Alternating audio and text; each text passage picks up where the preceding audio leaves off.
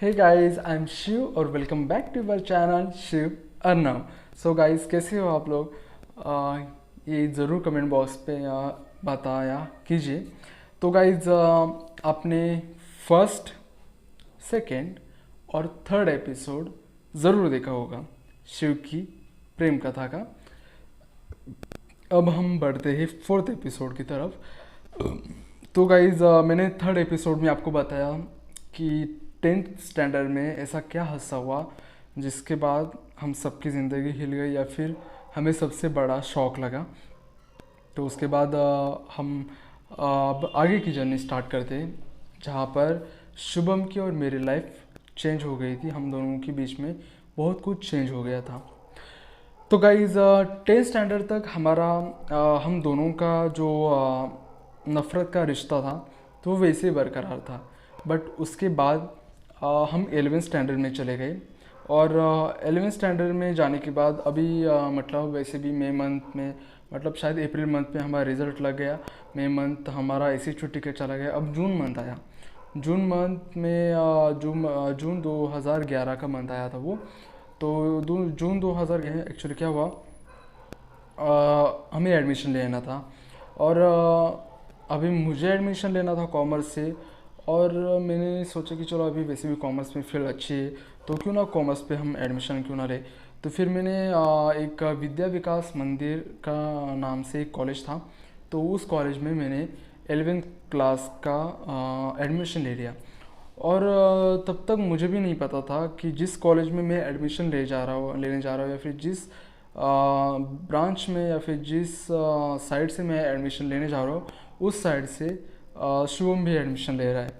वो तो मुझे तब पता चला जब हमारा रेगुलर क्लास शुरू हुआ।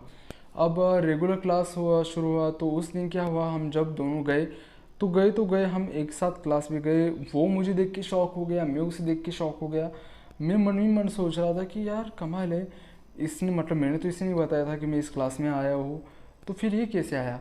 तो मैंने उससे वहाँ पर भी झगड़ा करना शुरू किया कि तूने जानबूझ के इस कॉलेज में एडमिशन लिया है ताकि तू मुझे और परेशान कर सके और मेरी टांग खींच सके और मेरे बारे में लोगों को कुछ ना कुछ तो मतलब मेरी टांग खींचने का मौका दे सके या फिर उनको मेरी चुगली कर सके।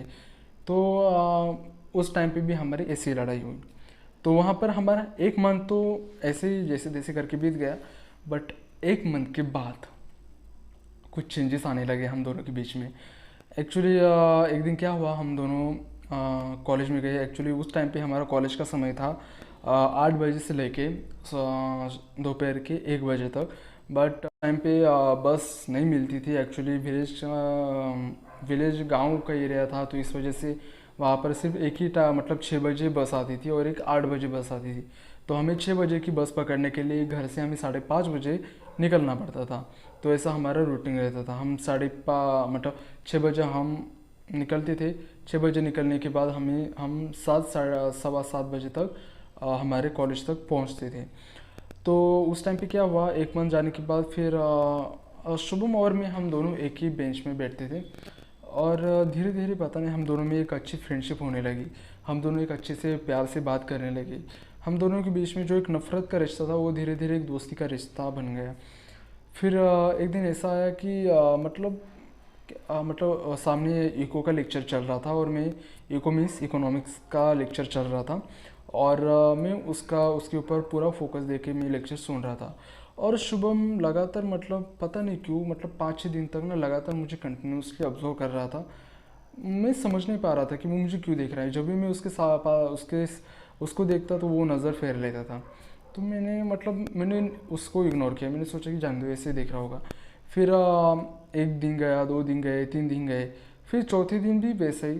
फिर मैंने शुभम से पूछा कि तू बार बार मुझे इतना घूरता क्यों है, क्या प्रॉब्लम है, तू ऐसे क्यों देख रहा है मेरी तरफ। उसने बोला कुछ नहीं। उसने सिर्फ एक स्माइल की और वहाँ से उठ के चला गया। फिर 7 डे आया। 7 डे आने के बाद वही सेम इको का लेक्चर होने के बाद अकाउंट की मैम आ गई, वो सिखाने लगी। तो वो सिखाने के बाद हम अकाउंट के लेक्चर कर रहे थे। तो उस टाइम पे उसने क्या किया कि मेरे ना मतलब मेरा हाथ मेरे बैक पे था। उसने मेरे हाथ के ऊपर हाथ रखा और मेरे हाथ को ना इससे एकदम मतलब बोलते हैं ना एक पूरा जकड़ के पकड़ना एकदम, पता नहीं कैसे पर उसको एक घट्ट बोल सकते हैं हम। तो ऐसे बहुत ज़ोर से पकड़ा मुझे। तो मैंने सोचा कि यार ऐसे क्या हुआ है। मैंने उसको तरफ देखा और उसको बोला कि क्या हुआ, तू ऐसे क्यों हाथ पकड़ रहा है मेरा। तो उसने बोला कुछ नहीं। उस टाइम पे भी उसने हंस के वो बात निगलेक्ट की। पर उसके अकाउंट का लेक्चर जाने के बाद फिर 2 लेक्चर हो गए और फिर एक एसपी का लेक्चर आया। तो एसपी के लेक्चर के टाइम पे भी हम वैसे ही हुआ। तो मैंने भी मतलब वैसे मेरा आदत थी कि मैं बैग के ऊपर हाथ रखता था। तो फिर से उसने मेरा हाथ पकड़ा और अब की बार जब उसने हाथ पकड़ा तो उसने नीचे झुका और मेरे हाथ पे एक छोटा सा प्यारा सा किस किया। तो जब उसने ऐसा किया तो मैं बहुत शॉक हो गया कि इसको क्या हुआ है, ऐसा क्यों कर रहा है। तो मैंने उसको ना मतलब हाथ उसको ना झाड़ दिया और उसको मैंने बहुत गुस्से से देखा। मैंने बोला क्या कर रहा है तू। तो उसने मतलब कुछ नहीं सॉरी बोल के उसने वो बात टाल दी। उसके बाद फिर कुछ दिन के लिए वो मुझसे ठीक से बात नहीं कर रहा था और मुझसे ज़्यादा मतलब तो उस दिन के बाद वो मेरी तरफ देख भी नहीं रहा था। तो फिर एक दिन मैंने हिम्मत जुटा के उससे बात की। मैंने बोला क्या हुआ, तू 2-3 दिन से बात क्यों नहीं कर रहा है मुझसे। तो उसने बोला कुछ नहीं, मेरा हाथ पकड़ना मेरा किस करना तुझे अच्छा नहीं लगता।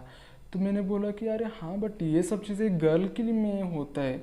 तू एक लड़का है, मैं एक लड़का है, अगर ठीक है तुझे फ्रेंडशिप भी अगर इतना प्यार भी है तो फ्रेंडशिप में एक गले लगाते। तो सीधा किस करने लगा। तो उसने बोला नहीं एक्चुअली मैं तुम्हारे लिए कुछ अलग फील करता हूँ। तो फिर मैंने बोला कि तू चुप बैठ, तू कुछ भी मत बोल। तो उसने बोला अरे सच में। मैंने बोला तू चुप बैठ, अगर तू इसके बाद अगर तू मेरे साथ ऐसी बदतमीज़ी करेगा तो मैं फिर तेरे से कभी बात नहीं करूँगा। तो फिर उसके बाद उसने मेरे साथ मतलब वो सब मतलब ज़रा थोड़ा सा वो बच के रहने लगा। बट बाद में पता नहीं धीरे धीरे मुझ में भी अगर मतलब एक चेंजेस आने लगे। मुझे पता नहीं उसके बारे में एक फ़िक्र होने लगी, उसके बारे में एक केयर होने लगी। मुझे जब भी वो कॉलेज में नहीं आता तो मुझे मतलब एक अलग सी बेचैनी लगती थी। जब भी मैं उसे देखता तो मुझे खुश में होता था। मेरे चेहरे पे स्माइल आती थी। मैं मतलब पता नहीं उस टाइम पे क्या हुआ था, मैं कंफ्यूज हो रहा था कि क्या हो रहा है मेरे साथ। तो एक दिन ऐसा आया कि हम सुबह के मतलब रूटीन टाइमिंग के साथ मैं चला गया कॉलेज में। और कॉलेज में जाने के टाइम पे कॉलेज में शुभम नहीं दिखा मुझे। फर्स्ट दिन नहीं दिखा, तब शायद मुझे लगता है अगस्त का मंथ था वो। तो वो नहीं आया था कॉलेज में। तो फिर मैंने फ्रेंड से पूछताछ की कि वो कहाँ है क्या है, किसी को कुछ नहीं पता था। सेकेंड डे फिर मैं मेरे बस स्टॉप पे पहुंच गया, वहाँ पर भी मैंने देखा तो वहाँ पर भी शुभम नहीं था। तो मैंने फिर से मेरे फ्रेंड से पूछा कि क्या हुआ, शुभम कल भी नहीं आया था और आज भी नहीं दिखाई दे रहा है। तो उन्होंने बोला पता नहीं, हमें भी नहीं पता। एक्चुअली उसके साथ हमारा भी ज़्यादातर मतलब 2 दिन से बातचीत नहीं हुई है। तो मैंने मतलब मेरे मन में अलग अलग ख्याल आने लगे कि इसको क्या हुआ है, मुंबई तो नहीं फिर से चला गया। मतलब पता नहीं। अभी आप सभी लोगों को पता है कि जब ऐसी सिचुएशन आती है तब इंसान के मन में उल्टे सीधे ख्याल आने लगते हैं। तो ऐसे ख्याल मेरे मन में आने लगे। तो फिर क्या हुआ, मैं मतलब ऐसे मायूस होके बस में बैठा, कॉलेज में पहुंचा। मैं ना 8 बजे तक शुभम का वेट कर रहा था कि अब आएगा तब आएगा। मतलब बहुत देर तक उसका वेट कर रहा था कि कब आएगा शुभम, कब आएगा, पता नहीं कहाँ पर है, कैसा है, किस हाल में। बात भी नहीं कर रहा है, उसका फ़ोन भी नहीं लग रहा है। तो फिर अचानक 8 साढ़े 8 बजे मैंने देखा कि शुभम सामने से आ रहा है। तो मैं बहुत खुश हुआ। मैं जैसे उसके पास गया मैंने उससे पूछा कि क्या हुआ, तो 2 दिन से मतलब कल भी नहीं आया था, आज भी इतना लेट। तो उसने बोला कुछ नहीं, अरे ज़रा ज़रूरी काम था तो इस वजह से नहीं आया मैं।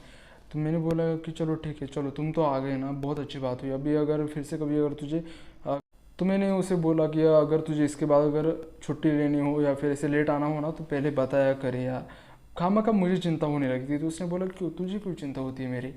तो मैंने बोला पता नहीं पर मुझे होती है तेरी चिंता। तो उसने बोला अच्छा। तो उसने उस टाइम पे मेरी तरफ देख के एक प्यारी सी स्माइल की। हाँ फिर धीरे धीरे हमारे बीच में बातचीत बढ़ने लगी, हमारी मुलाकातें बढ़ने लगी, हमारे डेटिंग बढ़ने लगे। डेटिंग मीन्स वो वाली डेटिंग नहीं as a casual dating, but वो डेटिंग एक रोमांटिकली डेटिंग थी। तो हम जब भी साथ में रहते थे हम दोनों को एक ऐसा लगता था कि बस हम दोनों ही इस पूरी दुनिया में हैं। बहुत मतलब अलग माहौल था। और उस टाइम पे अगर शुभम की बात की जाए तो उस टाइम पे शुभम में बहुत इम्प्रूव हो गया था। मतलब शुभम बहुत चेंज हो गया था और मैं भी चेंज हो गया था, पूरी फिजिकली बॉडी से भी और मन की बॉडी से भी। तो फिर क्या हुआ, 11th स्टैंडर्ड हमारा क्लियर हुआ, 12th स्टैंडर्ड आ गया। 12th स्टैंडर्ड आने के बाद एक्चुअली हमारा गैदरिंग का मतलब वही 12th स्टैंडर्ड की एंडिंग के बीच में क्या हुआ, हमारा गैदरिंग का साल आ गया था, गैदरिंग का मंथ था वो। तो हम सभी ने मतलब वो नाइट गैदरिंग थी, तो हम सभी ने मतलब शुभम ने, हमारे बाकी सभी फ्रेंड ने एक डिसाइड किया कि नाइट की गैदरिंग है तो कौन कौन आएगा। तो मैंने बोला कि यार अगर मतलब एक तो गाड़ी में तुम अगर 4 व्हीलर लोगे तो हम एक तो 6 लोग हैं और गाड़ी में जा सकते सिर्फ 4 लोग, तो कैसे होगा। तो मेरे फ्रेंड ने बोला एक काम करते ही शुभम और हम तीनों कार से आते और तुम दोनों बाइक से आ जाना। तो फिर मैंने बोला कि चलो ठीक है कोई बात नहीं। फिर हम दोनों फ्रेंड मतलब मैं और मेरा एक फ्रेंड था वैभव नाम का, तो हम दोनों आ गए। आने के बाद फिर मुझे वो तीनों फ्रेंड मिले और शुभम नहीं मिला उस टाइम पे भी। तो मैंने वहाँ पर पूछा कि क्या हुआ, शुभम कहाँ पर है। तो मुझे ऐसे पता चला कि शुभम ड्रिंक करता है और शुभम मतलब मुझे बहुत गलत पता चला उस टाइम पे। जब मुझे ऐसा पता चला ना, मैं बहुत शौक हो गया था कि ऐसे कैसे हो सकता है। मैंने मतलब उसके गले में तो तुलसी माल है और हमारे में तुलसी माल जिसके भी गले में होती है वो मतलब नशा नहीं करता, तो वो ऐसे कैसे कर सकता है। फिर मुझे मतलब बहुत अजीब सा ख्याल आ रहा था कि ऐसे कैसे हो सकता है। मेरे मन ही मन में ना मुझे बुरा लग रहा था, मुझे ऐसा लग रहा था कि किसी ने मुझे धोखा दिया है। फिर मैंने शुभम से एक दिन डायरेक्टली बात की कि शुभम मुझे तेरे बारे में ऐसे ऐसा पता चला है, ये बात सच है क्या। तो उसने बोला किसने बोला तुझे ऐसा। मैंने बोला मुझे जिससे भी पता चला हो, पर ये बात सच है क्या। तो उसने बोला बिल्कुल गलत है। तो मैंने बोला फिर वो लोग झूठ क्यों बोलेंगे। तो उसने बोला उनका क्या है, वो खुद ड्रिंक करते, वो मेरे बारे में ऐसे ही बोलेंगे। तूने आज तक मुझे देखा है क्या, अगर मतलब अगर तूने सामने से देखा हो तब तुम मुझे मेरे ऊपर शक। तो मुझे भी लगा कि शायद वो ठीक कह रहा है, तो मैंने उस बात पे ज़्यादा गौर नहीं किया और ना ही ज़्यादा सोचा। फिर ऐसा ही चलता गया चलता गया चलता गया। और फिर उसी 12th के बीच में एक और एक हादसा हुआ, क्योंकि एक हादसा हमारा 10th स्टैंडर्ड में हुआ जो मेरे मासी के साथ हुआ था, और एक हादसा हमारा 12th स्टैंडर्ड में हुआ जो मेरे मामा जी के साथ था। और वो वही मामा जी थे जिनकी वजह से शायद मेरी दादी का घर अच्छा बना। हमारे बहुत सारे प्रॉब्लम का सॉल्यूशन उन मामा जी ने किया था, और वो उन मामा जी को हमने 2012 के साल में हमने खो दिया था। आ, मतलब बहुत अलग सिचुएशन में वो सब हुआ। तो वो कैसे हुआ, मेरे मामा जी कैसे गुजर गए, उसका एपिसोड 5 में आपको देखने को मिलेगा। बट अब तक के लिए बस इतना ही। अगर आप चैनल पे नए हो और आपको अगर ये वीडियो आज की एपिसोड अगर 4th पसंद आया होगा तो प्लीज़ चैनल को ज़रूर लाइक शेयर और सब्सक्राइब ज़रूर कर देना, और साथ ही साथ कमेंट ज़रूर कर देना।